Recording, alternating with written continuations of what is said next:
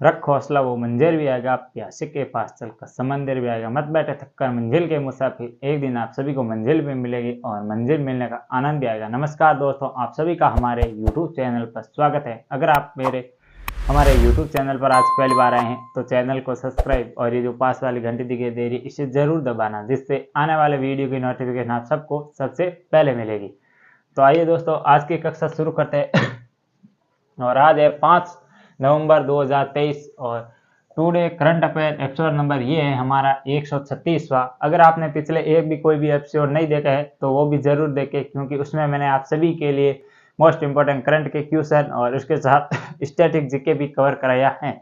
और एक और आपको बता दें कि हमारे शॉर्ट वीडियो अपलोड होते हैं, तो शॉर्ट वीडियो में मैं आपको कौन से, जैसे कोई भी एक बौद्ध धर्म से कोई रिलेटेड इंपॉर्टेंट फैक्ट हो गए ऐसे करा दिया, या कोई इंपॉर्टेंट सिंधु घाटी सभ्यता के कोई प्रमुख स्थल हो गए, तो ऐसे कर हम एक शॉर्ट वीडियो में 1 मिनट के अंदर हम ज़्यादा से ज़्यादा जो क्वेश्चन कवर करने की कोशिश करते हैं। तो वो भी आप ज़रूर वीडियो देखें और वो भी आप सभी के लिए इम्पोर्टेंट है। तो इसमें हम शामिल करने वाले विश्व, भारत और राजस्थान, प्लस हम थोड़ा सा स्टैटिक जीके इन्हीं क्वेश्चनों के साथ ही मैं बताने वाला हूं, क्योंकि अलग से इतना टाइम नहीं है आज, इस कारण ये लेट वीडियो बन रहा है, आप सभी को पता होगा। तो इसमें ही हम शामिल करने की कोशिश करेंगे, ये भी आप सभी को पता होगा। तो आज का पहला क्वेश्चन है वो है, हाल ही में जारी एक रिपोर्ट के अनुसार भारत में सबसे बड़े दानवीर कौन है बने हैं, या कौन बने हैं। तो कौन बने हैं हाल ही भारत के सबसे बड़े दानवीर? ऑप्शन ए है वो है शिव नाडर, ऑप्शन बी है वो है मुकेश अंबानी, ऑप्शन सी है वो है अजीत प्रेम जी, और ऑप्शन डी है वो है सोनू सूद। तो कौन हाल ही में सबसे बड़े दानवीर बने हैं? तो ये बने हैं शिव नाडर। शिव नाडर सबसे बड़े दानवीर बने हैं। एक रिपोर्ट के अनुसार इन्होंने अपनी संपत्ति का कुल कितना हिस्सा, मतलब या कुल कितने करोड़ दान किए हैं एक साल में, देखें तो इन्हें 2047 करोड़ रुपए है, ये इतने इन्होंने दान किए हैं और ये भारत के सबसे बड़े दानवीर बने हैं। और इनकी कंपनी का क्या नाम है? तो इनकी कंपनी का नाम है वो HCL मतलब हिंदुस्तान कॉर्पोरेशन लिमिटेड, ये इस कंपनी का नाम है। और इन कंपनी के मालिक है कौन? शिव नाडर। इन्होंने अपनी संपत्ति का कुल इतना हिस्सा दान में किया था, ये सबसे बड़े दानवीर बने हैं। और इसके अलावा आपको ऑप्शन नंबर दिख रहा होगा बी, मुकेश अंबानी। तो मुकेश अंबानी किस कंपनी के हैं? तो ये हैं रिलायंस ऑब्लिक कह सकते हैं या जियो कंपनी के मालिक है। इन्होंने भी अपनी संपत्ति का कुल कितना हिस्सा दान किया है? तो लगभग 500 करोड़ रुपए दान किए हैं, ये भी आप सभी को पता होगा। और इसके अलावा अजय जी प्रेम जी का नाम दिख रहा है, इनकी कंपनी का कौन सा नाम, मतलब तो ये हैं विप्रो के, तो विप्रो के ये मालिक हैं, आपको पता होगा। और ये दूसरे सबसे बड़े दानवीर है, और ये पहले है ये। और सोनू सूद आप सभी को पता होगा कि आई एम नो मसीहा, ये सोनू सूद की पुस्तक है। और सोनू सूद चर्चा में बने हुए थे, क्योंकि जब कोरोना आया तब इन्होंने ही अपने मतलब जान पर या अपने उन लोगों को सहायता पहुंचाई जिनको बहुत जरूरत थी, ये भी ध्यान रखना। और महिला में आप देखें तो ये रिपोर्ट पुरुषों की है, तो महिला की भी रिपोर्ट इनके साथ आई है। तो महिला की सबसे बड़ी मतलब दानवीर कौन बनी है? तो ये आप सभी को कमेंट बॉक्स में बताना है कि कौन सी वो महिला है जो सबसे बड़ी दानवीर बनी है और कुल कितने संपत्ति तो वो दान की है एक साल के अंदर, ये भी आपको बताना है। तो ये हो गया पहला क्वेश्चन, और इससे संबंधित जो मैंने स्टैटिक जीके और अन्य फैक्ट है वो भी बताने की कोशिश की है। आइए आगे बढ़ते हैं और देखते हैं आज का दूसरा क्वेश्चन। हाल ही में भारत द्वारा स्वयं का रक्षा कवच बनाने के लिए कौन सा प्रोजेक्ट शुरू किया है? आपको बता दें कि हाल ही में जो विश्व में जो स्थितियां बन रही हैं, युद्ध की स्थिति बनी हुई है इजराइल और हमास के बीच, और इजराइल का जो आयरन डोम्स है, और उन्हें मतलब ऐसा ये सिस्टम है कि पूरे देश के अंदर कोई भी मिसाइल अटैक हो तो वो मतलब उसे वहीं ऊपर ही नष्ट कर सकता है, मिसाइलों को अपने देश पर नहीं मतलब हमला होना देता है। इसी संबंध से ये जब ये हमला हुआ था और इसमें देखा तो भारत ने भी सोचा कि हमारा भी कोई ऐसा सिस्टम होना चाहिए जिससे कि कितने भी मतलब ऊपर से कोई भी दुश्मन देश मिसाइलें दागे तो उसमें जो नुकसान नहीं होना चाहिए जान मान हानि का। तो ये इसको तय देखते हुए अब हाल ही में एक प्रोजेक्ट शुरू कर दिया गया है कि इसको कैसे कुछ क्या कार्य करना चाहिए, कौन सा सिस्टम होना चाहिए, कितनी इसकी रेंज होनी चाहिए, कितनी, ये सारे है ना, ये प्रोजेक्ट के तहत अब कार्य किया जाएगा। तो अब कौन सा प्रोजेक्ट शुरू हुआ है? ऑप्शन ए है प्रोजेक्ट नमन, ऑप्शन बी है प्रोजेक्ट कुशा, ऑप्शन सी है प्रोजेक्ट रक्षा, और ऑप्शन डी है प्रोजेक्ट जवान। तो किस प्रोजेक्ट के तहत ये कार्य किया जाएगा? तो ये किया जाएगा प्रोजेक्ट जो प्रोजेक्ट नंबर बी दिख रहा है आपको, कुशा। इस प्रोजेक्ट कुशा के तहत अब ये स्वयं का रक्षा कवच बनाया जाएगा पूरे देश के अंदर, और कोई भी दुश्मन देश अगर मिसाइल से हमला करेगा तो ये 100% कारगर होगा, ऐसा मतलब ये प्रोजेक्ट बनाया गया है। इससे पहले किन किन देशों के द्वारा ये ऐसा स्वयं का मतलब रक्षात्मक कह सकते हैं कवच बना रखा है, तो इजराइल ने तो आपको पता होगा ये चर्चा इस कारण बना, इसके अलावा रूस ने भी बना रखा है और चीन ने भी बना रखा है और यूएसए ने भी बना, इन ये जो प्रमुख शक्तिशाली देश है इन्होंने अपना कवच बना रखा है, और अब भारत भी इस प्रोजेक्ट के तहत ये कार्य करने वाला है। तो इस क्वेश्चन में इतना ही है, ये ध्यान रखना है। और फिर जो मैंने इजराइल का बताया है आयरन डॉम्स, आपको पता होगा, फिर आयरन बीम्स नया लॉन्च किया था, मैंने भी यही क्वेश्चन कराया था बोर्ड के अंदर इस बोर्ड पर, तो वो भी आप थोड़ा सा ध्यान रखना। और आइए आगे बढ़ते हैं और देखते हैं आज का तीसरा क्वेश्चन।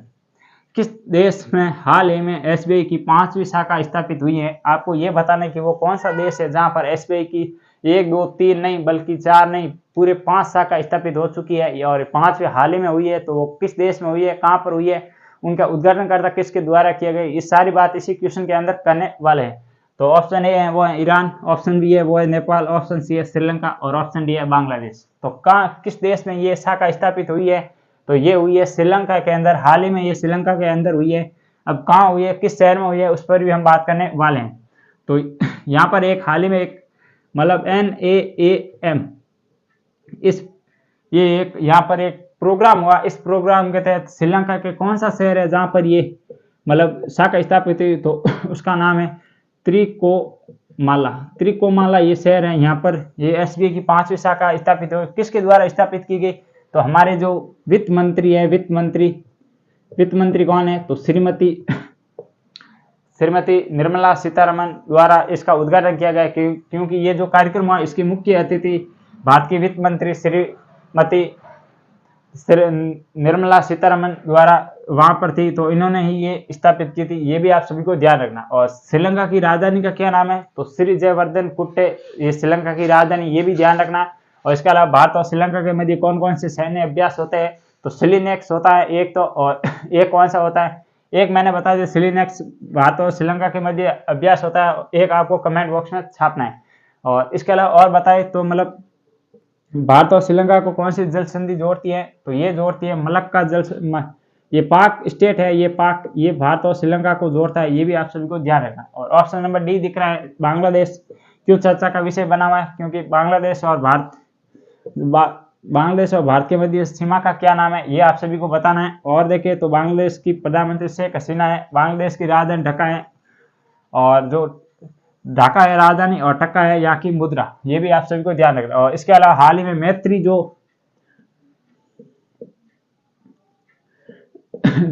पाइपलाइन थी, ये भारत और बांग्लादेश के मध्य प्रारंभ हुई थी, पेट्रोल से संबंधित थी, ये भी आप सभी को ध्यान रखना। नेपाल की राजधानी का क्या नाम है? काठमांडू। और काठमांडू के अंदर किसका मुख्यालय है? तो सार्क का मुख्यालय कहाँ पर है?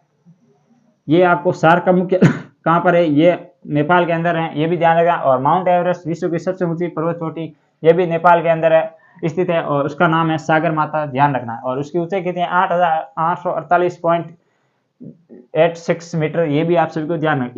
ईरान की राजधानी का क्या नाम है? तो तेहरान इसकी ईरान की राजधानी, ये भी थोड़ा सा ध्यान रखना। तो ये हो गए 3 क्वेश्चन। आइए आगे बढ़ते और देखते हैं आज का चौथा क्वेश्चन। हाल ही में चर्चा में रहा यूएसए के किस ICBM, इसका क्या फुल फॉर्म क्या होती है? इंटरनल कॉन्टिनेंटल बैलिस्टिक मिसाइल, ये मतलब अंतर्द्वीपीय बैलिस्टिक मिसाइल इसकी फुल फॉर्म होती है, को लॉन्च करने के बाद नष्ट किया है।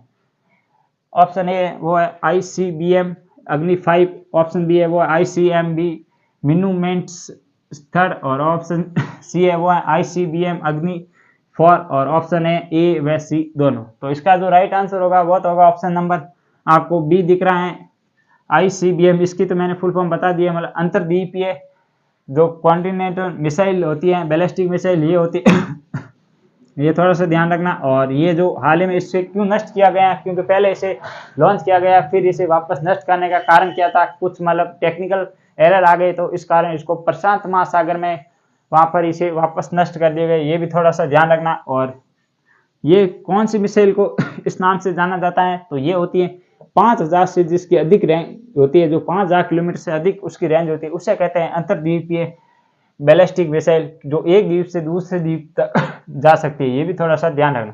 इसके अलावा भारत की ये कौन सी है, तो भारत की है ICBM मतलब इंटरकॉन्टिनेंटल बैलिस्टिक मिसाइल, ये है अग्नि 5, ये भारत की है, ये भी थोड़ा सा ध्यान रखना।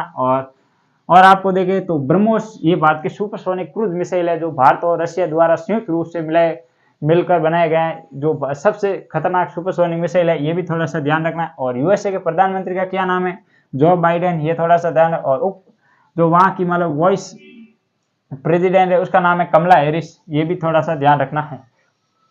ये हो गए कुल 4 क्वेश्चन। अब आगे बढ़ते हैं और 5वां और 6वां क्वेश्चन ये है राजस्थान करंट अफेयर से संबंधित।